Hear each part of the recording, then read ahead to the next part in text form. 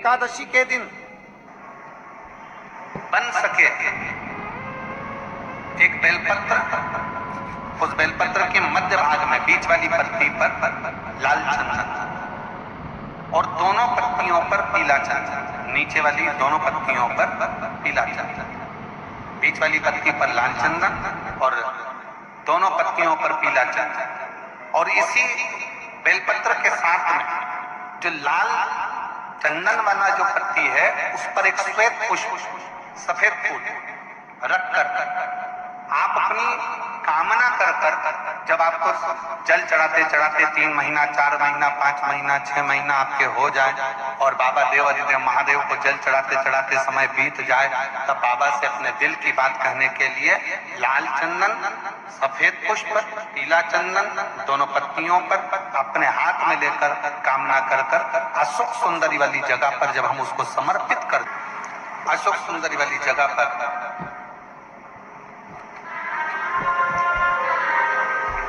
ये शिवलिंग जलाधारी और उसके सामने का जो भाग है उसके मध्य भाग में अशोक सुंदरी का स्थान, बस इसी स्थान पर बेलपत्र और श्वेत पुष्प, बीच वाली पत्ती पर लाल चंदन, आसपास की पत्तियों पर पीला चंदन और वो शिवलिंग की सम्मुख में जो अशोक सुंदरी का स्थान है वहां समर्पित कर। उस स्थान ये रोज नहीं करना, फिर ध्यान देना, कभी कभी 4-6 महीने निकल जाए, 8 महीने निकल जाए, 3 महीने निकल जाए, 5 महीने निकल जाए उस स्थान, और ये हमने एक बार नहीं बताया, इसको पहले भी वर्णन कर चुका। एकादशी के दिन गंगा के जल में मात्र 7 बेलपत्री डालकर जो नंदीश्वर भगवान अर्थात जो शंकर जी के शिवलिंग के सामने नंदी होता है, उस नंदी के चरण पर गंगा का जल चढ़ाकर बेलपत्री शिव पर समर्पित कर देता है, उसके घर में रुपया रुकना चालू हो जाता है, फिर वो गलत जगह पर नहीं जाता, गलत स्थान पर वो धन जाएगा ही नहीं। बेटा अगर व्यसन में पड़ा हुआ है, मदिरा पान में पड़ा हुआ है, मांसाहार में, जुए आदि में जा रहा है, तुम्हें लग रहा है कि मेरा बेटा गलत मार्ग पर जा रहा है, ये मित्र दोस्ती गलत हो रही है, वो सही जगह पर आ जाए, तो हो रही है 30,000 रुपये महीना, 40,000 रुपये महीना कमा कर लेकर भी आ रहे, कमाई तो आपकी हो रही है, 30-40 हजार रुपये महीना आप कमा रहे हो, 50,000 रुपये महीना, 1 लाख, 2 लाख, 4 लाख रुपए आप कमा भी रहे हो, पर आया और चला गया, उसका क्या करोगे?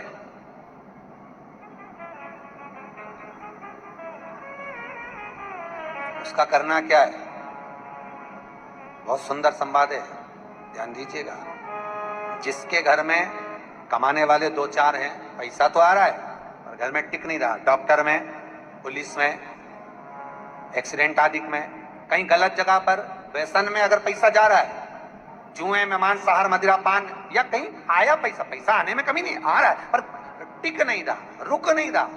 कोई मांगने आ गया, दे दिया, फिर वहां से अपने पास नहीं आ रहा, अपन कह रहा भैया हमारा पैसा लौटा दो, नहीं आ रहा।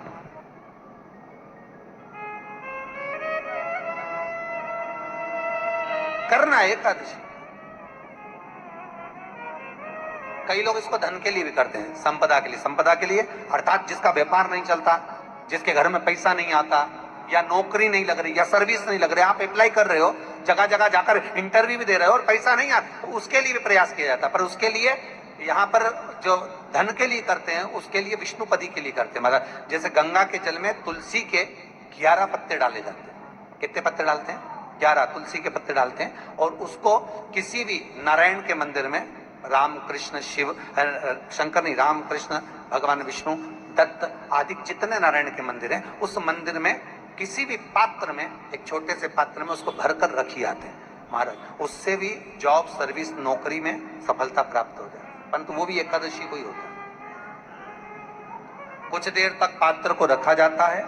फिर वही पात्र का जल किसी भी वृक्ष के नीचे डाल दिया जाता है, उससे भी नौकरी के लिए फायदा मिलता है।